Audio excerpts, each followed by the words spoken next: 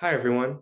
Welcome back. This is episode 4 of Cosmos Crusaders. And I don't know how many of you guys who've been watching might have noticed, but we've been trying to put out an episode every 3 weeks, every Tuesday. Um, I've heard that one of the biggest tips to starting a podcast, one of the most important things is actually consistency. So we've been trying to keep that sort of at a 3-week cadence, which sort of works with both of our schedules and trying to put out content for you guys on a regular basis. But last week would have been our 3 weeks since our last episode of Quiche, but we were not able to put on an episode. Just a quick explanation why. That's because I was at the AAS conference. So that's, for those of you that don't know, it's one of the biggest conferences that happens biannually every year, held by the American Astronomy Society, where a lot of astronomers and physicists come together just to talk about research, give presentations, and yeah, it's just kind of fun. So I was there. Simi was also in the LA area, so it was in Pasadena. We were going to do an in-person episode, but the logistics just didn't end up working out. But all that being said, we were able to get one done really quickly this week with Ell, who is part of my cohort at UMD and another one of my good friends. And yeah, so we will get into our interview with Ell and sort of our thoughts on our interview before we get into the actual interview in a little bit. But just a little bit about how AAS was for me personally. I was able to give my first research talk at AAS, which was really cool. I thought that I think I did well. Hopefully others thought so as well, and people got a lot out of my talk, which is only a 5-minute talk and 3 minutes for questions. But I got a lot of really interesting questions, and I met a lot of really cool people and talked about some really cool science. So yeah, I was very humbled to have the opportunity to give my first talk there, and I thought that it went well, which was really cool, and it was overall a great conference. So yeah, that's just a little bit about what I've been on the past month or so. But yeah, so that was all really cool. But now, sort of getting into our thoughts on Elle's interview. So, Simi, what did you think? Well, first of all, congrats again. I know the talk went super well, and I'm very happy for you. But we were super lucky to have Elle on this episode. We kind of wanted to do something for Pride Month, and Elle was super awesome. They were our first queer and trans person on the podcast. And it was just a super interesting conversation that we had with them. I think both Gok and I learned a lot. And we got a new perspective that we haven't really seen before. So everything that Elle talked about was super insightful. But I think like one of the biggest takeaways that I had from our conversation is just that I mean, I don't know if everyone knows this, but I'm starting law school in the fall. And we talked a lot about how Elle came to be in this position of their career. And after taking a 4-year gap from undergrad and grad school, I learned that networking is really like the best thing that you can do to kind of put yourself out there and shoot your shot basically. um like a lot of things are not going to be handed to you, and job opportunities are not just going to present themselves. So Elle's story was super inspiring. They talk about how it's pretty similar to what the American dream really is, because Elle started off flipping PowerPoint presentation slides at NASA, and then they became a mission design strategist just by simply following people around and asking them if there was anything that they could help out with. And I just thought that was super awesome, and I'm definitely gonna do the same thing once I start law school. I know that really putting yourself out there is the best thing that you can do, and opening doors for yourself and creating this pathway that Elle was fortunate enough to have. And after all that work that they did at NASA, they were still able to pursue grad school, and I just thought that was super awesome. And I'm sure Gok has many other takeaways that he would like to talk about. No, yeah, that's definitely one of my big takeaways as well. I didn't know that that was about like Elle's story, even though they sit like 5 feet across from me every single day when I go to school. So that was really interesting to hear about.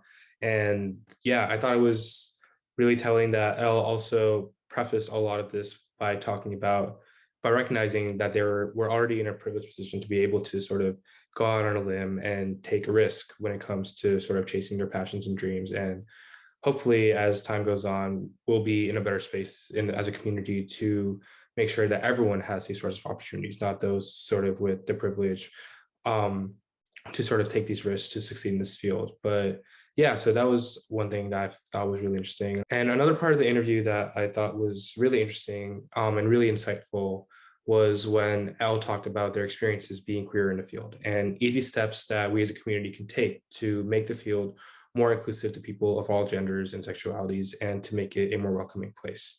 And I think that the easy steps that they sort of just talked about is something that everyone in the community should do. They talked about just including your pronouns if you're comfortable with it, in all your emails, which is something that is very, very easy that all of us can start doing right away. Just adding it as a sign on to your email, done, easy. And that already goes a really long way, which is something that I definitely will be doing now. And I think that a lot of other things can be done. And we talk about some more in the interview, but yeah, that was another thing that I thought was really interesting, and really insightful. And I was really happy to hear Elle's point of view on these things so that I can be a better ally to the community as well. So yeah, so I thought that it was a really amazing interview. So yeah, we'll just get right into it now. So thanks for listening. Wait, I have one more thing I want to say. I just wanted to say that Gok and I are very lucky to sort of have this platform to have these important conversations about gender and sexuality and things that people are not often super comfortable talking about for whatever reason. But we're grateful that Elle really gave us insight that we wouldn't have gotten otherwise. And I just think that another really important takeaway that both of us got was that with intersectional identities, um, it's very important to realize that it's not just about like checking boxes. Like people sometimes don't fit into certain categories that we have normalized. And a big step into inclusivity is to sort of add more boxes or take away the concept of these boxes in general. So something to keep in mind is if you are in a place where you're creating surveys or applications for people trying to join your program or institution, try and include everyone, try and include people of all genders and races. So if that means adding male, female, non-binary, trans, other, or just letting people fill it out themselves instead of checking out categories, that could go a very long way because everyone is unique and everyone has different parts that they would like to share. And I just thought that was really great of Elle to point out, because those are things that a lot of people don't have to think about. But yeah, thank you guys again. We're really, really, really excited for this episode, and we hope you enjoyed the interview as much as we did. We're very excited to have my friend and also part of my cohort at UMD, Ell Bogat, on the show. Thank you so much for coming on, our fourth guest. We are very excited. Elle is a second year PhD student at the Astronomy department at the University of Maryland. They got a bachelor's degree in physics and astronomy from UT Austin, and they worked for NASA 4 years prior to graduate school. They are part of the queer and trans community. They use they, them pronouns. And we're incredibly excited to have Elle on the show. So welcome. Thanks Thank you. again. I'm very excited to be here. Yeah. Well, thank you again. We're just gonna get started by talking a little bit about your research. So could you describe like what you're working on right now for your second year project at UMD? Sure. So I am sort of a planet hunter, planet photographer, I guess you could say. I look for exoplanets, which is any planet orbiting a star other than the sun. So we know that almost every star likely has planets, and the more we can learn about them, the more we can understand how planets form and how planetary systems like our own evolved. Um, and there are a lot of different ways to look for exoplanets. Most of them are indirect. So what you're actually doing is observing the star that you think has planets and looking for signals either in the apparent brightness of the star or the motion of the star to look for evidence that there's a planet nearby. But what I'm doing is trying to take direct images of planets orbiting other stars. And the best way to describe how difficult this is to imagine that the star you're looking for is like a lighthouse, like a huge lighthouse bulb, right? And hovering a few feet away from it is a single cell of bioluminescent algae, right? And that brightness of that single cell relative to the brightness of your lighthouse, that's like the relative brightnesses of the planet and the star. In addition, the lighthouse and the cell are in the middle of New York City, surrounded by dust and smog and all kinds of junk, and you are trying to take a picture of it while standing in LA. So that's like the distance that we're talking about. So you're trying to battle these two challenges of the fact that the image the object you're trying to image is the very dim one next to the very bright one. So you're trying to get an image of this dim object without totally like obscuring the entire image with the brightness of the star. And also the fact that they're very far away and very close together. So far away from us and then close to each other, right? And that's just resolving them as two separate objects by itself is really difficult. So what I'm doing is looking at data that will very shortly be coming down from the freshly launched James Webb Space Telescope. It has a special instrument on it called a coronagraph, which uses a mask essentially in the optical path of the telescope. So light comes in, through the main channel, it bounces off that big hexagonal primary mirror. And then as it travels through the inside of the telescope, in the path of the light, there's like a circular mask that blocks out the light from the host star. And it's specially like tinted and apodized and whatnot to prevent light from the star from like diffracting around the edge of the mask.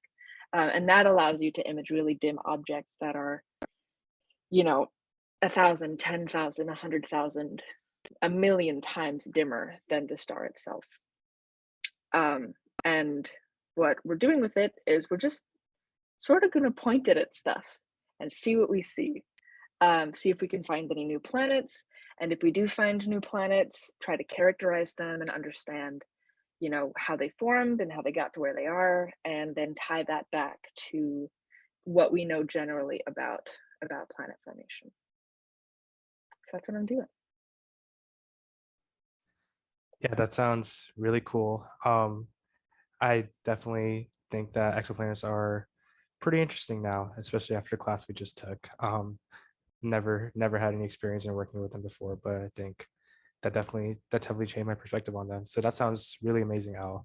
I was interested personally in sort of why you're interested in planetary system evolution in particular, rather than maybe discovering exoplanets or characterizing their atmospheric features or other branches of like exoplanet science that are out there. So what about like planetary system evolution in particular interests you? I think part of it is that no matter how much data you have about what's happening, like, okay, cool, we have 4,000 planets that are just sort of around that we know about. But it is the physics that connects all of them that's really interesting to me, because they all formed theoretically from the same types of mechanisms, the same types of physical processes.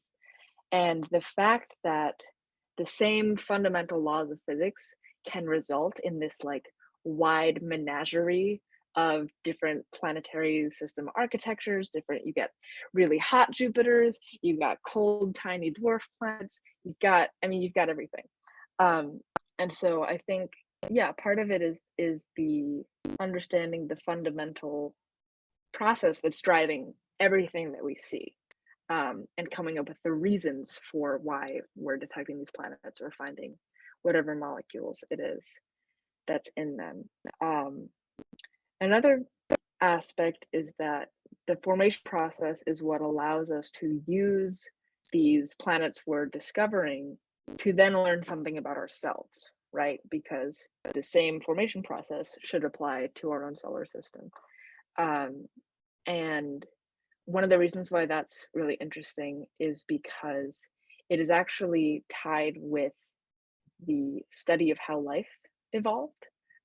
We know that there are certain chemicals, certain elements that need to be present in order for prebiotic chemistry to start churning and start making these fundamental amino acids and things that we need for the type of life that evolved on Earth. But we don't necessarily know how all those elements ended up on the surface of Earth in a form that allowed life to be able to evolve. And so one of the things that you get to learn about when you're studying planetary system formation is how those elements, various elements, get transported around the disk and end up in different places in the planetary system. And so it can help us answer questions like, why is there life on Earth, but maybe not on Mars or Venus, and things like that. And which is, that's one of the like deep fundamental questions of humanity, is like, why are we here? So that's kind of, you get to connect it to that too. That's super interesting. I never would have thought like the connection between biology and exoplanets, but yeah, that's super important. I'm just trying to understand a little bit more about like how you take these photos. I know you explained that you used that mask mechanism on the telescope, but could you take these photos before the JS or JWST telescope was like around? I know it's super new. And like, how exactly do you do it, like scientifically, logistically? Do you need to be a part of like the telescope collaboration? Can you use their images? Could you just explain a little more about all that? Sure. So James Webb Space Telescope is not the first observatory that will be able to take these images. We've actually been able to take direct images with Hubble, another space telescope, but we can also take them from the ground. There are a number of ground-based observatories that are able to resolve planets from stars.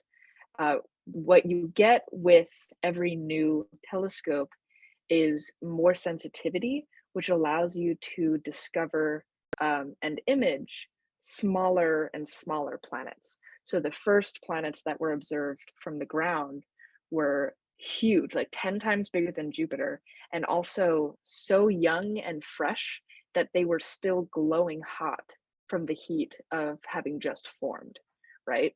So as we move towards these more and more sensitive observatories, we can start to look at older planets. We can look at smaller, like terrestrial planets, with the ultimate goal, being trying to directly image a planet like Earth, right? And so that's what some of the 10 years down the line future observatories are being designed to do. As for logistically, scientifically, how we get the images, it's, let me think about how to approach this, because the technology that you need is really very, very finely tuned for this one specific purpose. And there are only a few instruments, right, around the world and in space that can do it. But to be able to use data and to be able to request, observations of a particular star that you're interested in, you don't necessarily have to be involved with that telescope itself. The observatories generally will have a system in place such that anybody can request time, can apply for time on the observatory. And it helps if you're part of an academic institution or research institution that knows how to write these proposals in the best way to actually get them, to win them and to be able to get time on the telescopes. But you don't have to be like a NASA scientist or anything. Um, yeah, did I miss any bits? No, that was perfect. Thank you. That was super Okay, helpful. cool. Cool. Yeah. So yeah, your research is really cool, and I'm excited to talk more about you in the future about your second year project as next year goes on. I'm excited to see the work that you're going to do. So now moving a little into your background and sort of how you got here. We were wondering, when did you know that you wanted to study space? That's a fun one. Because I went through the space phase as a little kid. I told my mom I was going to find aliens or something when I was 8, and I would tell people when I grew up I wanted to be an astronomer, and they assumed that I meant astronaut, and I was like, no, I want to be an astronomer specifically. Thank you. Um, but I also was like a very creative kid. I liked to draw and paint. And as I went through high school, I was like, okay, I'm gonna be I'm gonna be a theater set designer specifically. That's what I want to do. Um, and then I relaxed. I was like, okay, maybe Illustrator is probably more applicable to general, things. Um, and I was halfway through applying to the University of Texas, near where I grew up, to their studio art program, and I had math as my backup, like, major that I wanted to do. Because I was like, math is cool. I like it. I'm pretty okay at it. Uh, and then I think it was around then that I stumbled across the upgrade, the revamp of the Cosmos TV series, and I was like, ah, damn, I guess I have to do that with my life. It was pretty like a switch flipped, where I was like, even if I were equally passionate about both physics and art, it's a lot easier to be able to keep doing art for myself, and as a hobby and as a passion, and have physics as a career, as opposed to doing it the opposite way around. Not as feasible. So I went with the approach that would give me the best of both worlds. But yeah, it was a little bit of a winding path. And then once I was in physics, it just became clear that astronomers were generally chiller than physicists. That's the best way I can describe it. Like, the culture is more relaxed, um, in a way that I think is good for my mental health. Wow, that's super cool. I knew that you were interested in art a lot, but I didn't know that you were actually going to pursue it as like a career before. That's super interesting. I don't think that there's a lot of astronomers that could say that. So that's really cool. Um, and I was wondering, getting into your time at UT Austin, what was the culture of the astronomy and physics department like there? And how were your experiences there academically during your undergraduate years? Yeah, I was a double major as an undergrad because the physics and astronomy departments were separate. But doing both at the same time really just added a couple of courses to doing one individually. Um, and in undergrad, I I I didn't really feel like I was part of the department in the way that I feel like I am as a grad student. Professors are scary, grad students are intimidating. You're just trying to, like, keep your head down and get through it, as an undergrad. So the I did pretty well. So the fact that especially the physics classes tended to be quite competitive, um, and but it didn't stress me out too much because I usually came out okay in the curve at the end of things. I did have my classic undergrad emotional breakdown, right? Because in part because I developed, like, your early 20s is when any latent mental health shenanigans kind of start to happen, right? So I developed disorder, which was super fun, and fully like would black out in class occasionally. That was cool, but and yeah, and it was another one of those things where you just know it's going to be over soon and you just keep going, and that was kind of my approach to undergrad. Um, and the similarly, like the community among the students themselves, especially in astronomy, was really mutually supportive. So between my housemates and my close friends that I had met, like they were really the people that got me through undergrad. Because it by the end of it, especially, it really felt like, I mean, I was burnt out, completely burnt out. Decided because of that not to go to grad school immediately, and instead do basically anything else that was remotely space related was kind of my plan. And here we are. Yeah, that sounds like a journey. I'm really glad that you weren't alone. You were able to find a sort of community that supported you throughout these mental health struggles. Did you use any like school related resources for mental wellness? And like bouncing off of that, like were you able were you able to find like a community of like queer people where you could sort of get support on that aspect of your identity during your time at UT? So I did attempt to make use of some university provided like mental health care type stuff. I was able to see a counselor on campus there for like $10 a session, right? Which is affordable for an undergrad. But the quality of that care was disappointing, I would say. In terms of the like, we would kind of talk and try. We spent a lot of time trying to figure out why I was having panic attacks at all, rather than coming up with strategies to like cope and get through them. And I remember at one point I asked my therapist, like, do you have any strategies for like what I should do if I feel a panic attack coming on? Like what can I do to make it easier or better, or just like not to freak out as much? And he was like, that's a good question.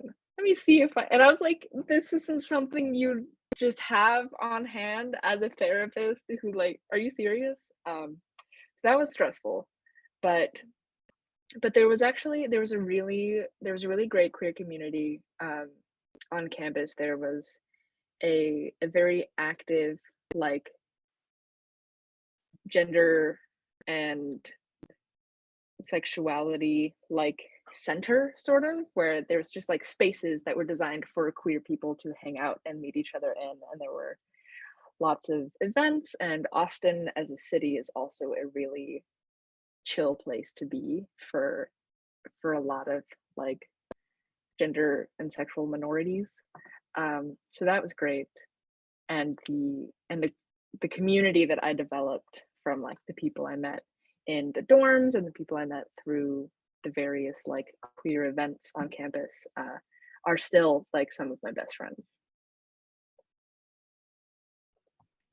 Yeah, that's really good to hear. Yeah, very glad that you're able to have a community supported you. And mental health, especially during undergrad, I think services are not the best in this country. So yeah, that's something that's definitely that we need to fix. So now transitioning a little bit into your gap years, how exactly did you get your first job at NASA headquarters? I know that you were a mission design strategist. So what exactly does that entail? That sounds very cool. It was pretty cool. This so the way I got that job, plain and simple, was networking, essentially. As much as that is obnoxious to hear, um, I knew somebody who knew I was looking for a job and he happened to be at NASA headquarters and heard about a job opening and thought of me and reached out.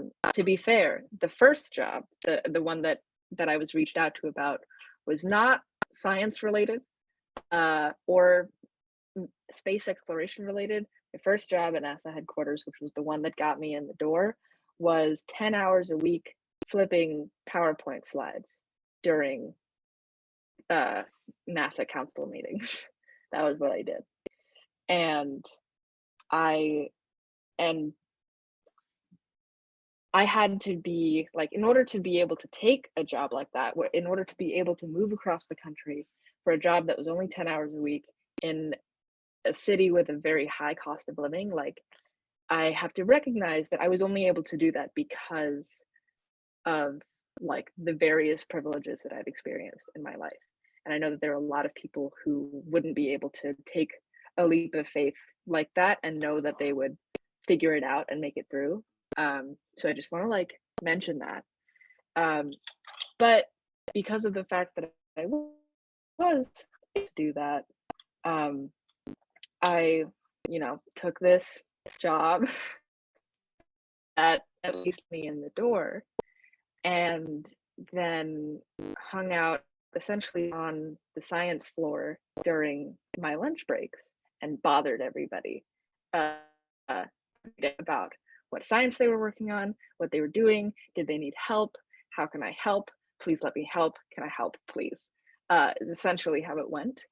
And by the end of that first summer, I had interned with a few different people working on like some data science things and working on this Mars exploration strategy thing, which essentially was the goal of that team, which is the Mars reconnaissance team is what it's called now, which I helped name, and I'm very proud of that. What they do is answer the science questions that we need to have a handle on in order to be prepared to send people to Mars and get them back safely. And so these are questions like, what is the distribution of water ice underground on Mars? What is the regolith like? So what is the rock made of, and is it poisonous? Things like that, so that we can have a human mission to Mars and a long-term sustainable presence there, similar to like the International Space Station. So we're not talking about colonization, we're talking about like permanent research infrastructure that could be tended by crews rotating in and out. And that work, that the internship with them turned into a full-time job with them eventually, and I stayed there for a couple of years before switching to the like exoplanet work that I do now, which I did as a post-baccalaureate research scientist at NASA Goddard after I was at headquarters for a while. Wow, that sounds really cool. That's definitely a very like I don't know, it's cool that you ended up working just like those 10-hour shifts, just like flipping PowerPoint slides, and it became like a actual like science position. That's definitely a huge leap of faith that very early. Yeah, It's kind of it's like the American dream of like what you want anyone to be able to do this, right? And it's the idea of like, yeah, getting your foot in the door and working from the ground up. And I kind of got to experience that, which is really special. But also like I have to couch that in knowing that a lot of like privilege that I have went into me being able to do that.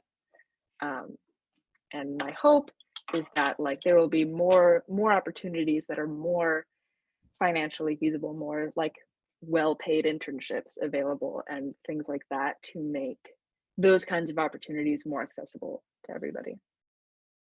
Definitely, yeah. It's very cognizant of you to recognize that fact, and hopefully in the future there'll be opportunities for anyone of any background to be able to get positions like that and move on.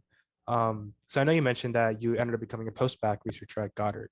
So how did you make that transition? How did you end up going from being like a mission design strategist to working on exoplanets at Goddard, which is it's not far from NASA headquarters, but still a move. So Right. Yeah. And once again, the answer is networking.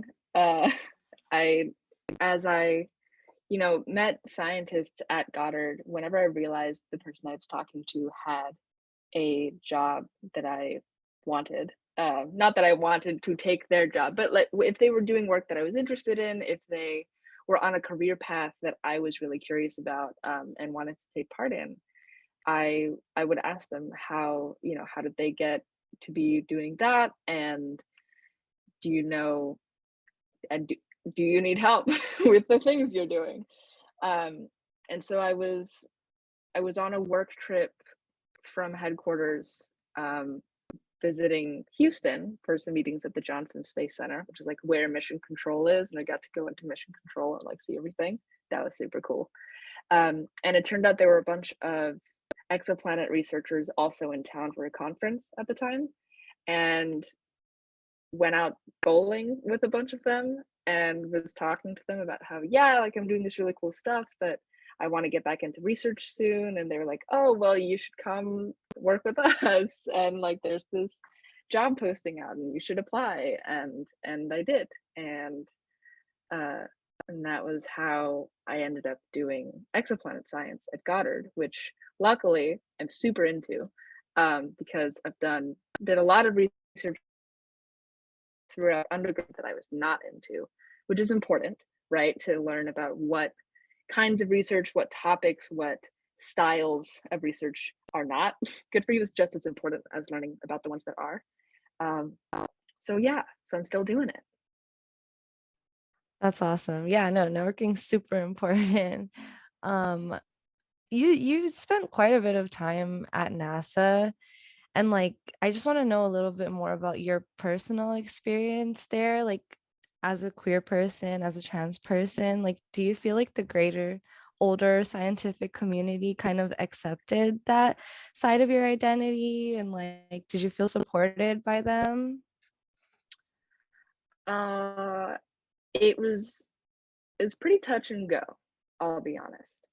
There were some people I worked with who were extremely supportive, which and and to be clear, I came out as non-binary while I was working at NASA headquarters. So I had to show up to my boss and say, "Hello, sir. Can you actually completely change the way that you think of me as a person? Can you change what name you call me and what pronouns you call me? And potentially have to have a bunch of sort of awkward conversations with all of our collaborators until everybody figures this out." Which kind of a big ask, it feels like. Hopefully, we're moving as a society towards a place where that's not as big of a deal anymore.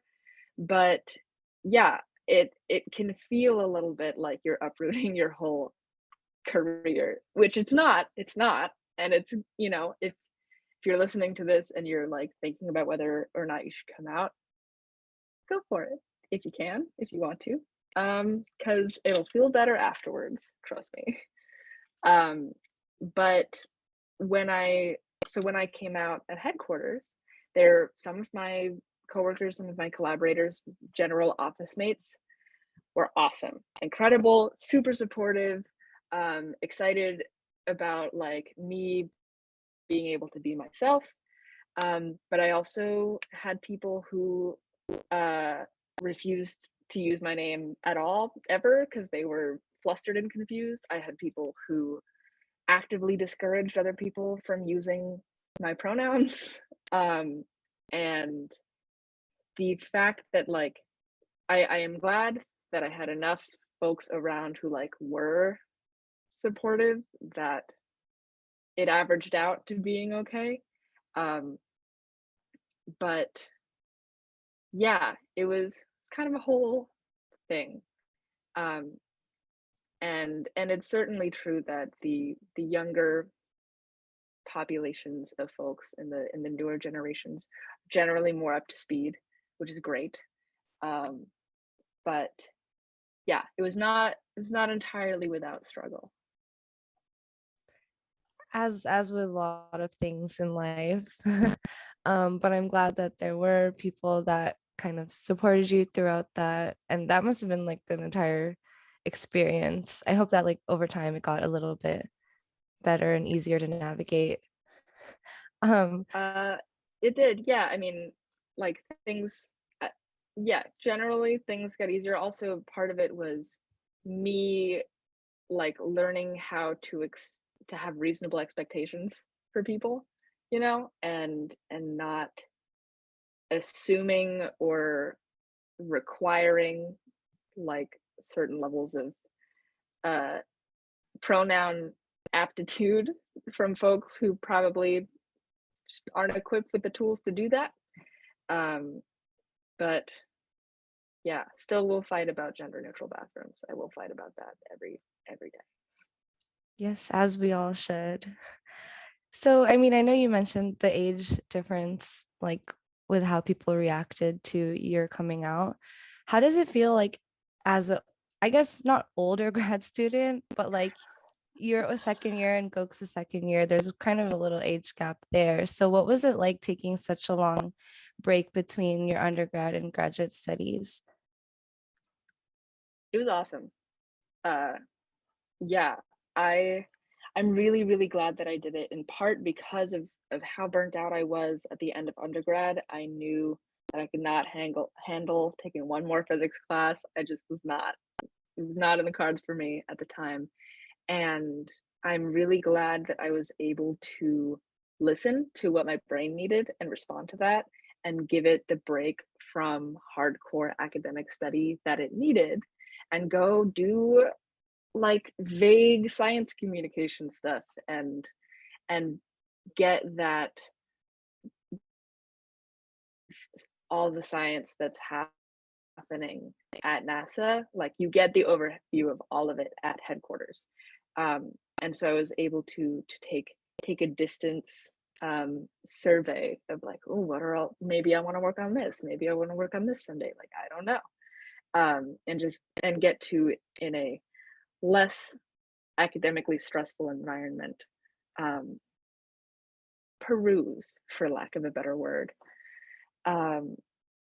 The other thing that taking that gap from school gave me was a really decent sense of how I work well, in terms of like what my pattern of productivity is, when I can expect certain levels of productive output from myself and when I can't. It gave me a really good sense of what I need to do in order to achieve what work-life balance is for me. So I have approached grad school so far in a extremely rigid 9 to 5 scenario. I don't work at night, I don't work on the weekends unless I'm coming up on a very specific important deadline. Um, and just that has helped me so much to not feel like any evening I take off to myself, I am wasting time when I should be studying or doing homework or working on my research. Like, I have none of that. After 6 p.m. is me time, and nothing can take that away from me. And that has been extremely empowering. Yeah, I think those are probably the main outcomes. Yeah, that's really good to hear. Yeah, I guess I had a very different experience than you because I came straight out of undergrad. So I definitely don't have that same work-life balance thing figured out like you do, but hopefully over time I'll get there as well. Um, so now getting into your time at UMD. So what was the grad admissions process like for you, and how did you end up choosing UMD? The admissions process, well, one, I applied to UMD because I knew they didn't require the physics GRE. I didn't want to take the physics GRE, so I only applied to schools that didn't require the physics GRE. That was very simple. But I was also excited about it because of its close ties to the Goddard Space Flight Center, where I had been working already, and the idea that I would be able to continue doing NASA research as a grad student, which I can do now. I'm in my office at NASA right now. And the admissions process was your kind of standard. You come up with your CV, you write your statement of purpose, which is like what kind of research you want to do and why you think you're prepared to do it. And that statement is largely thought to be like pretty much the most important part of your application, right? It's where you really get to show that you know what you're talking about, that you're excited about the work. And even if you don't know exactly what you want to do, just demonstrate that like you are interested and you have done your homework on getting ready for being a grad student in general. And I really think that the best decision I made in terms of preparing this statement was getting as many people as I could who I thought would be helpful to read it and help me work on it. And so I reached out to my old astronomy like advisor from UT, who actually served on the graduate admissions committee, and so would know what kinds of things to look for in general, and also knew something about my background. I also reached out to people at UMD, the school to which I was applying, who were not on the graduate admissions committee, but were maybe staff scientists and not professors, who could help me tailor it to the institution specifically, and really like make sure that everything flowed correctly and I wasn't assuming things about the university that weren't true or whatever. And so really like making use of the expertise that surrounds you when it comes to applying to a particular school, I think is probably a big reason why I got in. As for choosing UMD, UMD is the only school I got into, so I didn't have to make a choice. And so that was the easy part. Yeah, I mean, that does make it easier than having to go through like a stressful decisions process. But I'm glad that it ended up working that way for you. So, just a little bit more about what you're kind of doing now that you're at UMD. Can you tell us a little more about like the Better Astronomy for New Generation seminar, the BANG seminar? I heard you're one of the main organizers, so that's super awesome. What are like some of the main goals that you're trying to achieve? So the main goal is kind of right there in the name. It's better astronomy for the next generation. It is trying to continually work on improving the culture in the department and in the field, so that anybody who is interested in astronomy feels welcome and feels empowered to take part. It is also providing resources for current students and current early career folks to get whatever additional information they might need. So to be specific, right, we have talks about mental health. We have talks about understanding like communication skills from a how do you communicate science to the public versus how do you be a good colleague to the people that you work with. We've had talks and kind of almost like mini workshops that are how do you write a proposal for a grant, how do you propose for telescope time, how do you like we could have CV workshops or and kinds of general skills that don't tend to get covered in your classes, but are things that you need to know in order to be a successful research scientist in any capacity. And then we also have folks come in who are astronomers who have moved into industry, into data science, one of the big skills that is probably one of the most transferable skill that astronomers tend to get is software development. It's coding. These are things that like every pretty much every field can benefit from. So it's great that we get to do that as astronomers. But because again, in astronomy classes, we're learning astronomy, we're not usually learning software development, and yet it is so critical to so much research. So we try to like make sure that that is available as well. That's what it does. It's been really great to be able to be a part of it and to help facilitate those discussions that our department and every department needs. Yeah. Yeah, definitely. Bang has been awesome. Our first year that we were there, I tried to go to as many as I could, and I definitely got a lot out of every single one I went to. So thank you so much for putting so much effort into it. You and Katya have done a great job. So yeah, now sort of building off that, I was wondering, how do you feel like we can make our department at UMD a more healthier and gender inclusive space? Gender neutral bathrooms, definitely the first thing that comes to my mind. But I was wanting to know about what do you think about sort of the state of our department when it comes to that sense and how we can make it healthier.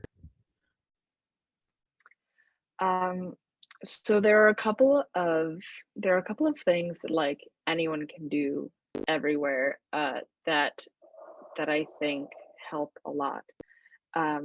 Gender neutral, like creating gender neutral bathrooms can be tough sometimes because you already have bathrooms. That's like an infrastructure thing.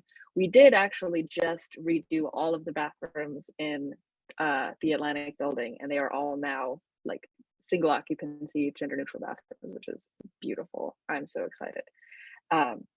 But in terms of things that everyone can do for free, is include, like encourage your colleagues to include your pronouns in your email signatures, and encourage colleagues to introduce themselves with their pronouns.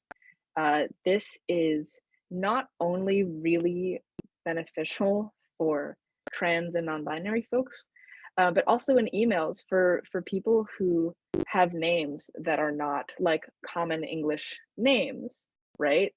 It is frequent to read a name and not necessarily know the gender of the person that you're talking to.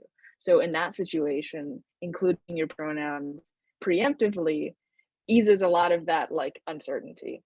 So like pronouns is probably the biggest, simplest, cheapest solution, not solution, but step that you can take. And that doesn't mean requiring everybody to like announce their pronouns or include them in their email signature, because especially like some folks might not be ready to come out yet, or are like for any number of reasons uncomfortable sharing that, and that's fine too. But creating a space where that expression is not only accepted but encouraged is really, really helpful. So that's, yeah, if I had to say like one thing, just everybody scream your pronouns into the wind. Just tell everybody what they are and ask what other people's pronouns are when you meet them. Yeah, that seems pretty straightforward, easy and voluntary things that we can all do. So just like moving on to dive a little deeper into this, how do you feel about like the diversity committees that grad schools and institutions have? I feel like to my understanding, most of them are focused on race. Do you feel like they do a good job of including gender and sexuality in their focuses and their mission statements and stuff? And if not, like how do you think that the astronomy field and physics community in general can start looking at like the LGBTQ community as a focus in their EDI missions? Mm-hmm.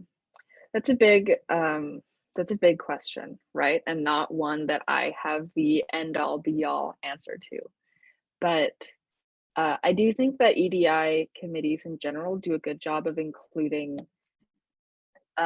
gender and sexual minorities in their like mission statements, right? Like we know this is a thing that is taking place. And in the case specifically of like one of the reasons that it can be trickier to discuss and to like study is because it's not necessarily going to be as visible up front of an identity. That's not necessarily the case for non-binary people, for various, well, I can't, but you can't generalize for any of it. And so, yeah, I'm not entirely sure like what the best thing is going to be to do to fix everything, right? But it's the more we can identify like small actionable steps that are not difficult to achieve, I think the better we can like keep inching things in the right direction. And I think again that one of the best things that we can do is to be vocal and keep talking about it, so that bringing up topics that are about gender, that are about like LGBT issues, are not a taboo. Like it's not weird, it's fine. And the more we can normalize those conversations, the better, I think. I feel like there was a second part to your question and I don't remember what it was. No, that's okay. I think you covered all of it. It was a pretty Okay. wide variety of things in the question, but we're good. Yeah, so that is helpful to hear for me, especially as a member of the ADI community at UMD. Yeah, definitely not one person has the answer to everything, and I feel like everyone in ADI has sort of their own focus on what they want to focus on. So it's very hard to encompass sort of all of the issues that are going on, but keeping every single community in mind, like you said, and taking small actionable steps, which is sort of what I thought of doing with this podcast. It's like a small actionable step that we could do to sort of make the community a better place. So thinking of it in that sense rather than fixing like an entire problem, which is pretty daunting, is definitely something that ADI communities in general should sort of look at things like, I think. So yeah, so now moving on to your future. How do you envision your perfect career path going sort of over the next 10 years? Like, do you want to go into academia? Do you want to become a research scientist? Do you want to go into industry? So what are sort of you envisioning for yourself? Right now, my plan is definitely in the direction of research scientist. So not necessarily tenure track faculty, but not industry either, something in the middle. And I say that with a huge grain of salt, because I think part of the reason that I have ended up in positions that I'm really excited about is because I have been willing and able to like take windows of opportunity when I find them. And so from that perspective, I'll do kind of whatever. If a really interesting problem opens up and there's an opportunity for me to work on it, I'll go for it. If suddenly I am overwhelmed with the desire to become a botanist, I probably will. And yeah, I'm just kind of going with the flow, really. That's the like at the bottom line is like, yeah, we're just here to see what's fun. If astronomy stops being fun, I'm gonna stop doing it. That's it. But it's really fun, and I anticipate it being fun for a long time. So yeah, probably research science. Whatever problems are happening that are cool that that somebody lets me work on, I'll work on, and we'll just see what happens. That's awesome. I really respect like how much of a go-getter you are. Um, it's super admiring or admirable. Sorry. Um, I just wanted to touch base a little bit about how you talked about earlier that like you have the sort of privilege to be this kind of go-getter person who can like take opportunities that a lot of other people can't. Like as a white person in the field, but also a person who has a different gender identity and a different sexual orientation than the majority, like how does the privilege sort of like cross cancel? Have you had any like things that have been taken away once you came out, or I don't know, just anything you can, any input you can give on that? Yeah, that's a really good question, and and I'm really glad that studies of the experience of folks with different and with intersecting minority identities like gets more and more attention. It's one that I am particularly cognizant of because my family is mixed. So my dad is not white, and my little brother is like visibly a mixed race person. And I turned out so light skinned with soft, smooth hair. And so I'm the only one of the three of us that experiences the white privilege and have my entire life. Um, and so it's something that I'm extremely aware of and don't always know how to talk about necessarily because like I am I'm not a purely like Anglo-Saxon whatever, but I also know that I do experience white privilege and have my entire life. Um, so there have been um, what that results in is like on the face of things, you know, I am treated as part of that particular majority. Um, but there have been times where like coming out as queer or trans to a particular person because you don't just come out once, right? There's kind of that and the illusion that coming out of the closet is a thing you do one time, but it happens over and over and over again every time you meet somebody new, every single time. Whether it's announcing that you have a partner who is, you know, not the opposite gender of you, or whether it's announcing your pronouns not being the pronouns that somebody might have assumed for you. Um, that is something that's like another coming out that you have to do every single time. And there have been times where that has changed the nature of relationships that I've had with people, including professional relationships, including relationships with people who were my direct superiors. Um, and that like it's it's definitely different from the kinds of discrimination that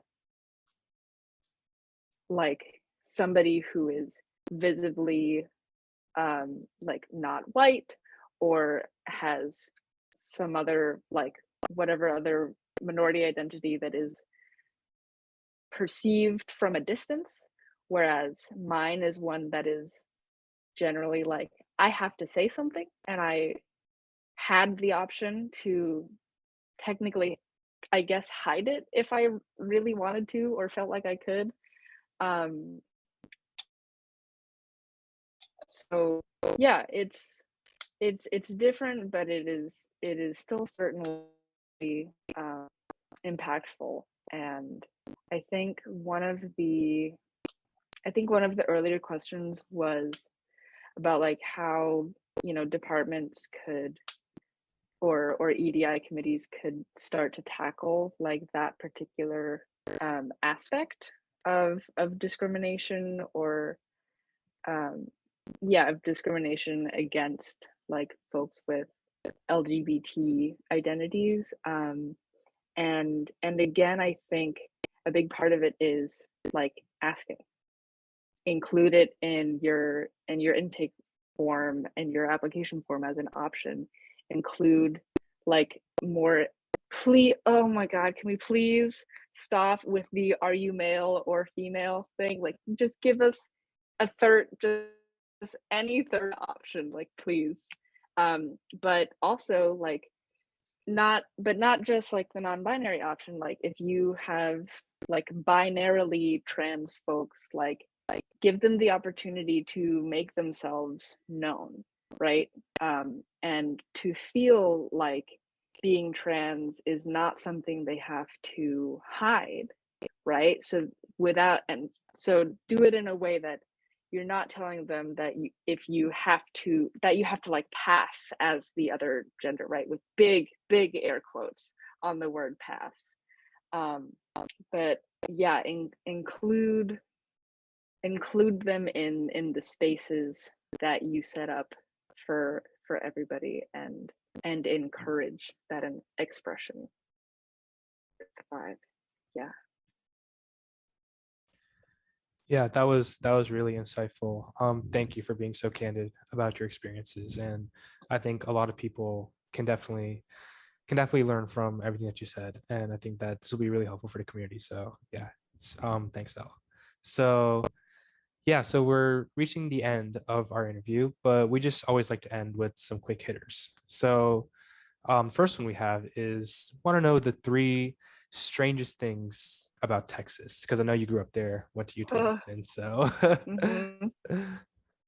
3 strangest things about and I see I read this question beforehand and I forgot to prepare something, so this is coming off the cuff.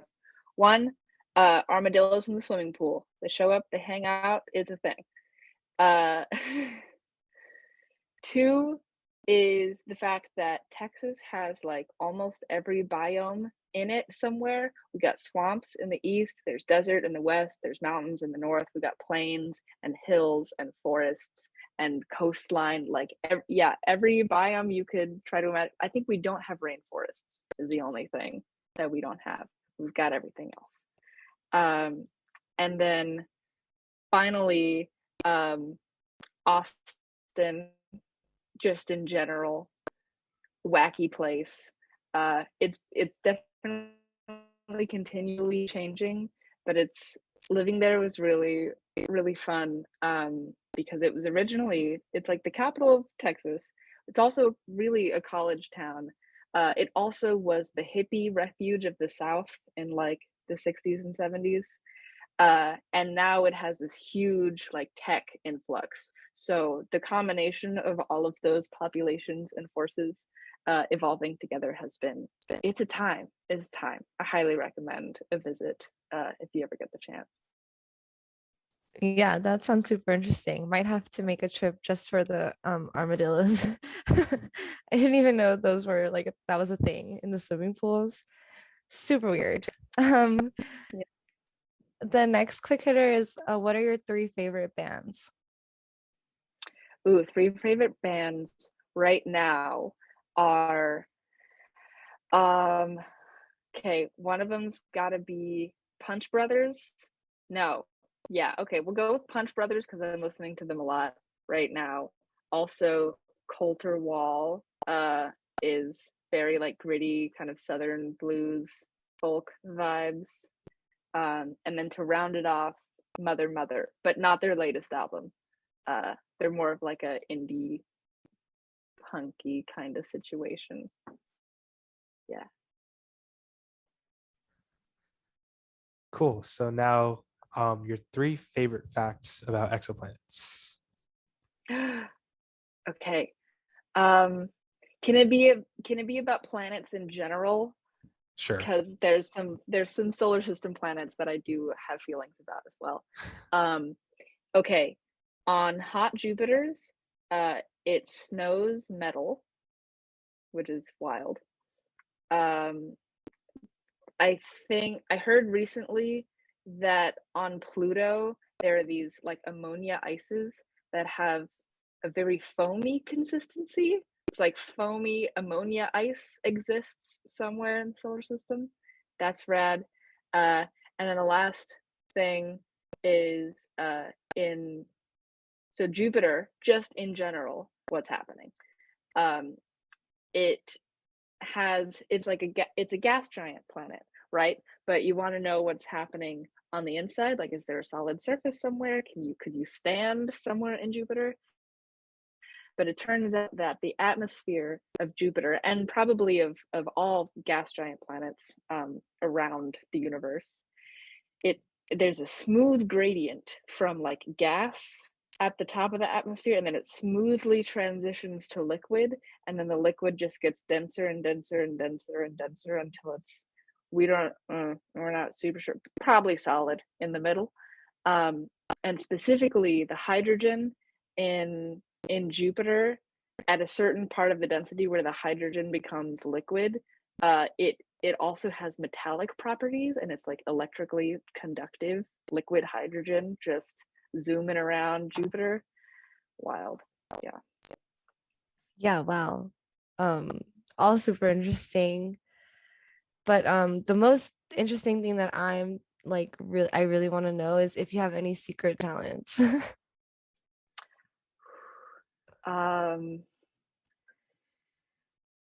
I was the president of the University of Texas Circus in undergrad. And I have a variety of secret and not so secret like circus skills, which include like juggling, unicycling, that kind of thing. So yeah, don't tell anybody.